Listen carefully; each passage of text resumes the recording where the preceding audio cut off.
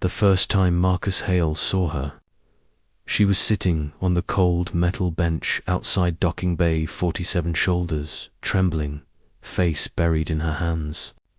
Glowing tears dripping down like falling stars. She looked like she had nowhere left to go.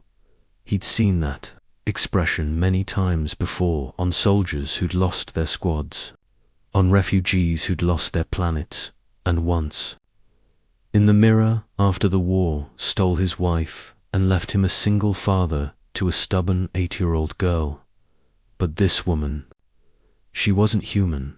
Her skin shimmered lilac under the neon lights, and faint luminescent veins pulsed along her neck.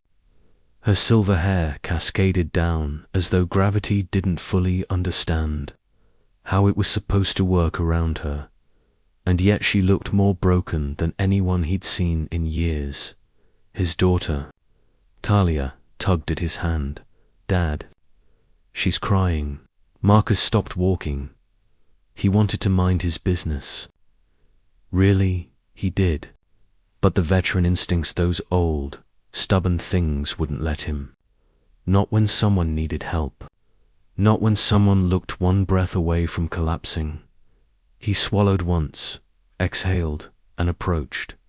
The outcast Hay. Marcus said softly, "You okay?" The alien woman froze, then quickly wiped her glowing tears with the back of her hand. "Yes, I am. Fine." Her voice was melodic, but shaky. "You sure?" Marcus asked. "Because I'm picking up a strong, not fine energy." Talia stepped forward before the woman could answer. "My name's Talia. Why are you sad?" The woman blinked, startled by the child's bluntness. "I was cast out. My clan removed my markings today." Marcus noticed then 2 faint scars on her collarbone where clan symbols should have been. "What for?" he asked gently. Her jaw tightened. "For infertility." The word came out like a stone. "My people believe a woman who cannot bear eggs is useless, a burden. I was told to leave before the bonding season begins. They said I would contaminate the cycle with my defect." Talia gasped. "That's stupid." "Talia," Marcus whispered. "No, it is stupid." The girl insisted. "My mum couldn't have more babies after me, and she was still awesome." The alien woman's eyes widened. "Your mother?" "She died," Talia said simply. "But she was the best. And Dad says people aren't valuable because they can make babies. They're valuable because they're people." The woman's lips parted in a silent breath. Marcus rubbed his daughter's shoulder and turned back. "What's your name?" "Serenia," she whispered. "That's beautiful," he said. "Do you have somewhere to go?" She shook her head. "My clan voided my identity, Crystal. I have no credits. No shelter, I am. Nothing now." Something twisted in Marcus's chest. He hated that sentence. He'd heard too many war victims say it. No one was nothing. Not on his watch. He took a slow breath. "Come with me." Serenia. Blink. "What?" I said. Marcus repeated. "Come with me. I'm a single father. I know what starting over feels like. At least let me get you a meal and a place to sleep tonight. I cannot repay you. Didn't ask for payment." Serenia stared at him for several long seconds, studying him, searching him, as though trying to believe he was real. Finally, she stood. If you are certain." Talia grinned. "See, Dad. We made a new friend." A home built from scars. Marcus lived in the residential wing of the Alliance Station, simple apartment. Warm lights, toys scattered, and hollers of him and Talia on the walls. Nothing special. But it was home. Serenia hovered at the doorway, hesitant. I do not wish to intrude. You're not intruding, Marcus said. You're staying the night. End of discussion. She stepped inside slowly, almost reverently, like she expected alarms to go off. Talia showed her around proudly. That's my room. That's the couch where Dad falls asleep. And this is the kitchen where he burns eggs. I do not burn eggs, Marcus muttered. Talia crossed her arms. Dad, please, you incinerate eggs. Serenia giggled a soft, chiming sound, and Marcus felt warmth bloom in his chest. They made dinner together.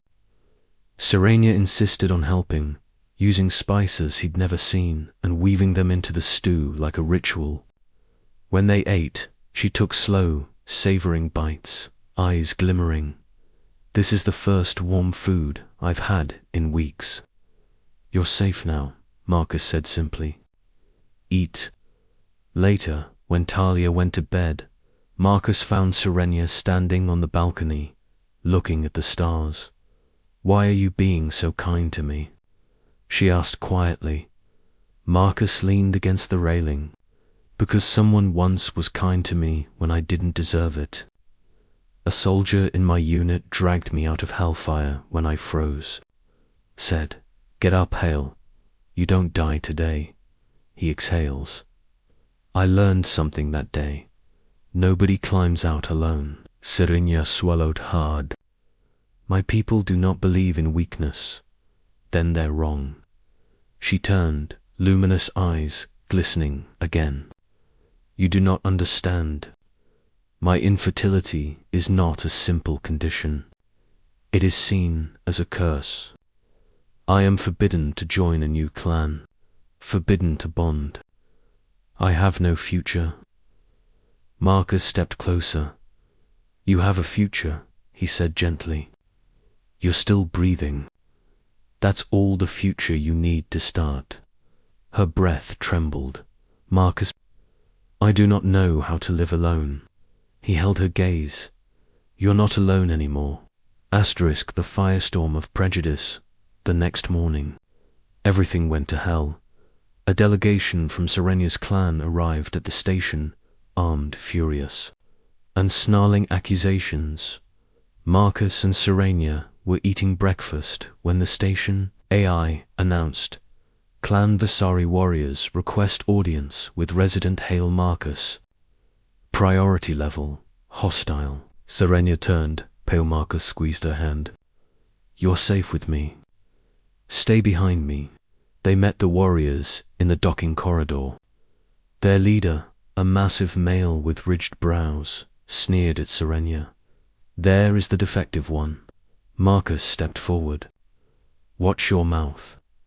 This is clan business, human. She is our reject. She leaves with us. Now. No, Marcus said calmly. The alien growled. She belongs to us. She doesn't belong to anyone, Marcus replied. And she's not going with you. Her weakness shames our breeding lines. She must be exiled to the outer colonies for labor duty. Serenia flinched. Marcus saw the terror in her posture, the memories flickering in her eyes. He felt something ancient and dangerous awaken inside him. He stepped between them fully. She's under my protection. You would claim an infertile outcast. The warrior laughed bitterly. Why? Marcus didn't hesitate. Because she deserves better. The warrior's eyes narrowed. Then you have chosen conflict. No, Marcus corrected softly. I've chosen family. Asterisk the decision that echoed across the stars. The confrontation escalated quickly. Security arrived. Diplomats argued. Clan Vasari screamed that Serenia was property. Marcus never backed down at one point. A Vasari warrior hissed. Why defend her? She cannot give you offspring. She is useless. Marcus's voice turned ice cold. My wife died 8 years ago. I didn't pick her for her womb. I picked her because she was her. He looked at Serenia really, looked and said, loud enough for the warriors to hear, "And if Serenia chooses to stay with me and Talia, then that's her right.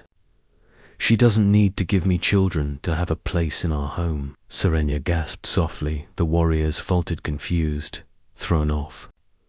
This logic didn't exist in their culture. The station council made the final ruling. Serenia Vasari is granted independent citizen status under the alliance. She may choose where she lives, free of clan authority. It was over. The warriors left, defeated. Serenia stood trembling, then fell into Marcus's arms, crying silently into his chest. "I have never been defended before," she whispered. "Not once. Not by anyone." "Well," Marcus said softly, "get used to it. Asterisk a new family over the next weeks." Serenia settled in. She learned human games from Talia. She learned cooking from Marcus. She found a job in xenobiology labs. And every night they ate dinner together like a family. One evening, Serenia approached Marcus on the balcony again. "May I ask something?" "Anything." She took a long breath. "Why did you tell your daughter I could stay long-term? Why fight for me so fiercely?" Marcus turned slightly, meeting her glowing eyes. "Because I care about you. Because you deserve love, not shame. Because you're strong. And because..." He paused. "Because Talia already calls you her second mum when she thinks I'm not listening." Serenia covered her mouth, tears spilling down glowing trails. "I don't know how to be a mother." "We'll figure it out together," Marcus said. "One day at a time." She stepped closer. So close, their hands brushed. So close, her voice was a whisper. "Marcus, is it truly acceptable among humans to bond with someone who can never give you more children?" He gently took her hand. "Serenia, I'm not looking for more children. I'm looking for someone who wants to stay." Her breath caught. "And do you want me to stay?" Marcus smiled softly. "Yes," he whispered. "Come with me. Stay with me. Be part of our family." Serenia leaned her forehead against his chest, glowing tears staining his shirt. "I will," she whispered. "I choose you." Asterisk, and so, the galaxy learned what humanity was. Word spread slowly through the stars. The humans, the strange, stubborn species had done something unthinkable. They embraced an infertile alien woman, not as broken, but as family. Her clan called it madness. Others called it heresy. But billions across the galaxy called it something else, hope. Because sometimes the most powerful thing a human could say wasn't a battle cry or a threat. Sometimes it was simply, "Come with me," and mean it. Asterisk.